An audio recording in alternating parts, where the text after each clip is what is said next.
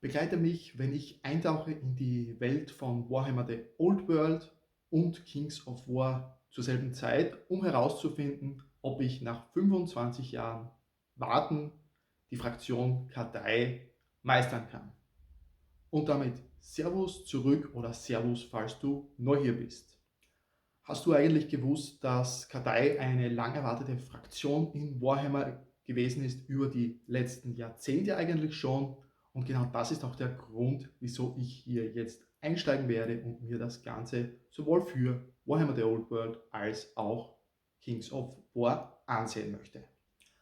Aber woher kommt das ganze Thema jetzt überhaupt? Grundsätzlich mal natürlich ist Kardai für Warhammer The Old World angekündigt worden als neue Fraktion mit komplett neuen Figuren. Hat es ja zuvor noch nie welche gegeben.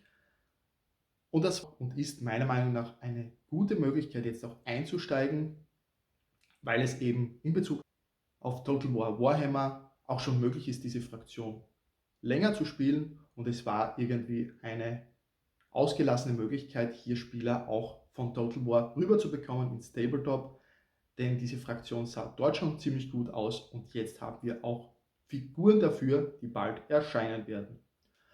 Für mich persönlich ist es ganz einfach ein Thema. Ich habe vor über 25 Jahren oder gut 25 Jahren mit Warhammer begonnen damals und mich hat Kardai vom Hintergrund schon immer interessiert. Ich bin da sowieso jemand, der sehr stark in den asiatischen Bereich rüberwandert. Ich habe lange Zeit Kampfsport trainiert, mache ich hier und da noch immer und eben daher einen sehr großen Fokus auf Japan immer gehabt, aber eben auch in Richtung China. Und da bin ich recht schnell auf Kardai eben gestoßen in der Lore von Warhammer und wollte ich oder habe ich mir schon immer gesagt, wenn da mal was kommt, möchte ich hierzu eine Armee anfangen. Ist natürlich nie passiert. Ich habe dann hier und da herumgeschaut, wie kann ich das vielleicht umsetzen. Es hat aber in Warhammer auch nie die Regeln im Tabletop gegeben, die für mich passend gewesen wären, um das Ganze eben umzusetzen als Projekt. Und das wird sich jetzt ändern. Zum einen eben aufgrund der Tatsache, dass für Warhammer The Old World, was ich bisher ja noch gar nie angesehen habe, im großen Stil, die Armee jetzt endlich erscheinen wird, mit sehr, sehr coolen Figuren.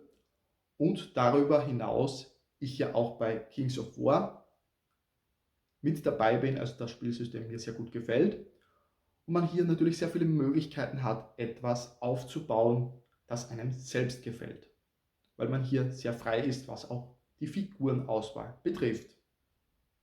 Und genau aus diesem Grund habe ich mich jetzt dazu entschieden, dieses Projekt hier zu starten mit Kardai, sowohl für mich persönlich, weil, wie gesagt, ich das seit 25 Jahren mal machen wollte, aber eben auch für Leute wie dich vielleicht, die eben Total War Warhammer spielen und aber nie die Idee hatten, auf Warhammer The Old World zu wechseln bzw. einzusteigen in das Tabletop, weil es eben Kardai als Armee gar nie gegeben hat. Natürlich nur eine von vielen Fraktionen, die man auch bei Total War spielen kann, aber jetzt eben spezifisch der Bezug auf Kardai.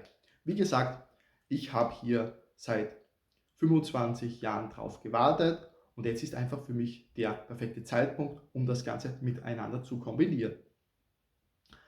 Was bedeutet das hier jetzt dafür, diese Videoserie? Grundsätzlich, ich möchte den Aufbau der Armee dokumentieren und das Ganze wird ein Doppelprojekt werden. Wie gesagt, ich habe schon Warhammer The Old World und Kings of War erwähnt hier im Video und genau das soll auch dabei herauskommen. Was ich machen möchte, ich möchte schauen, eben einerseits mir die Regeln für Warhammer The Old World demnächst mal zuzulegen, zusammen natürlich dann, wenn Kardai erscheint, auch die Figuren und die dazu passenden Regeln und möchte hier eben eine Armee aufbauen für spezifisch in diesem Fall Warhammer The Old World, möchte das Ganze aber so aufbauen, dass ich das Ganze etwas flexibel halten kann, um die Armee dann auch gleich zusammen für Kings of War aufzubauen. Denn dieses Thema habe ich auch hintergrundtechnisch noch nicht so im Kopf, was eben die asiatisch anhauchenden Armeen vielleicht ein bisschen betrifft bei Kings of War, aber ich bin da auch ehrlich gesagt gar nicht so tief drinnen in der Lore. Daher werde ich mir das Ganze auch hier ein bisschen anschauen, was gibt es da für Fraktionen und welche Armeeliste aus Kings of War könnte ich hier möglicherweise verwenden.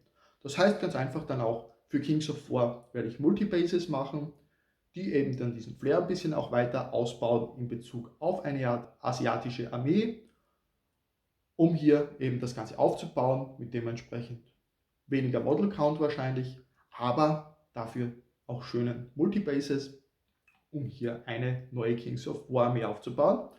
Und gleichzeitig werde ich diese Figuren natürlich dann weiter ausbauen, um das Ganze dann auch so aufbauen zu können, um Warhammer The Old World damit zu spielen. Damit möchte ich natürlich auch ein bisschen das Ganze kombinieren, wenn die Regeln dann heraus sind, mir das Ganze auch mal anschauen.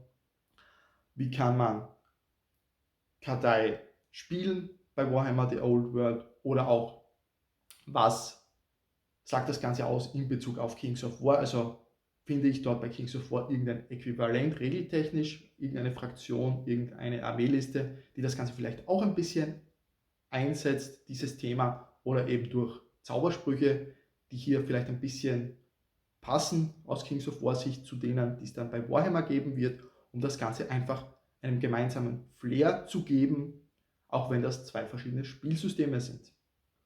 Aus hobbytechnischer Sicht bedeutet das natürlich, dass ich die Armee aufbauen werde, das Ganze hier in diversen Videos über die Zeit dokumentieren möchte und so die Armee dann Schritt für Schritt aufgebaut wird, entstehen wird. Vielleicht pro Video dann in verschiedenen Ausbaustufen, das wird sich noch zeigen, wobei ich hier auch interessiert wäre, was dich dabei interessieren würde, spezifisch zu sehen. Vielleicht 500, 1000, 1500, 2000 Punkte, irgendetwas in diese Richtung, ausgehend dann vielleicht auch von der Armeebox, die wahrscheinlich sehr limitiert sein wird.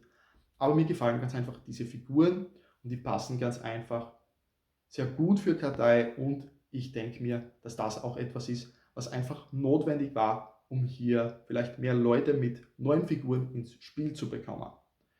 Denn es ist ja auch so, dass die älteren oder anderen Fraktionen, die es so gibt, eigentlich keine neuen Figuren bekommen haben oder nur sehr wenige. Und da haben wir jetzt bei Warhammer The Old World eine komplett neue Fraktion, die es eben bisher noch nie gegeben hat. Und das ist natürlich jetzt auch für mich ein Punkt, hier dann einzusteigen und einsteigen zu wollen. Neben diesem Aufbau möchte ich das Ganze aber auch ein bisschen hier mit dir zusammen eben machen in Bezug auf Diskussionen. Das heißt, du kannst mich gerne auf Discord dazu begleiten, dort werde ich natürlich auch mehr Details wahrscheinlich scheren, aber auch vor allem, dass wir dort diskutieren können. Die Armeeliste zum Beispiel. Ich erstelle hier dann Armeelisten für beides, Warhammer The Old World und Kings of War, und man kann die ein bisschen vergleichen und sich dann aber auch überlegen, wie kann man die umbauen, wie kann man die ja nicht unbedingt verbessern, denn ich bin ja doch ein Casual-Spieler, ich will hier nicht die ultimative irgendwie Turnierliste, die alles gewinnt haben, sondern es soll schon der Flair dann passen, das ist der Hauptfokus, aber dass man da das Ganze einfach zusammen ein bisschen diskutieren kann, auch vielleicht dann spezifisch bei Kings of War, wie man die Bases vielleicht macht, dass man hier dann einfach, anstatt dass ich irgendwas alleine mache, mit dir zusammen, wir hier dann einfach Ideen sammeln können in der Community, wie man das Ganze vielleicht ein bisschen spezifischer noch für einzelne Einheiten machen kann. Damit verbunden werde ich mir natürlich auch ein bisschen den Hintergrund dann ansehen, jetzt natürlich konkret betrachtet auf Warhammer The Old World, was baut Games Workshop da auf in diese Richtung, um dann auch mit diesen Sachen im Hinterkopf ein bisschen zu schauen, wie kann man den Hintergrund der Armee in beiden Spielsystemen einsetzen, damit das Ganze auch wieder den Flair von Kartei rüberbringt im fertigen Armeeprojekt. Was mich jetzt noch interessieren würde, wäre, wie du eigentlich zu dem Thema Kartei stehst, ganz allgemein, sowohl bei Total War Warhammer, falls du es spielst, hast du diese Fraktion schon mal gespielt im Videospiel, oder eben auch in Bezug jetzt auf Warhammer The Old World, was hältst du davon für The Old World, dass diese Fraktion jetzt kommt? Wie gefallen dir die Figuren? Hast du vielleicht selbst überlegt oder überlegst dir oder bereits entschlossen, die Armee ebenfalls anfangen zu wollen? Dann müssen wir natürlich ein bisschen dann über die Starterboxen kämpfen, schätze ich mal, weil die wird sehr stark limitiert sein. Aber auch das würde mich interessieren. Oder Kings of War. Wenn du Kings of War Spieler bist, Wie findest du dieses asiatische Thema in Bezug auf Kings of War? Vielleicht bist du mehr im Lore drinnen als ich. Ist das eine gute Möglichkeit oder etwas, wo du sagst, es passt eigentlich lore-technisch jetzt gar nicht zum aktuellen Hintergrund dazu von Kings of War, was wir bisher aktuell wissen? Schreib das gerne in die Kommentare, teile gerne deine Gedanken damit mit allen anderen hier.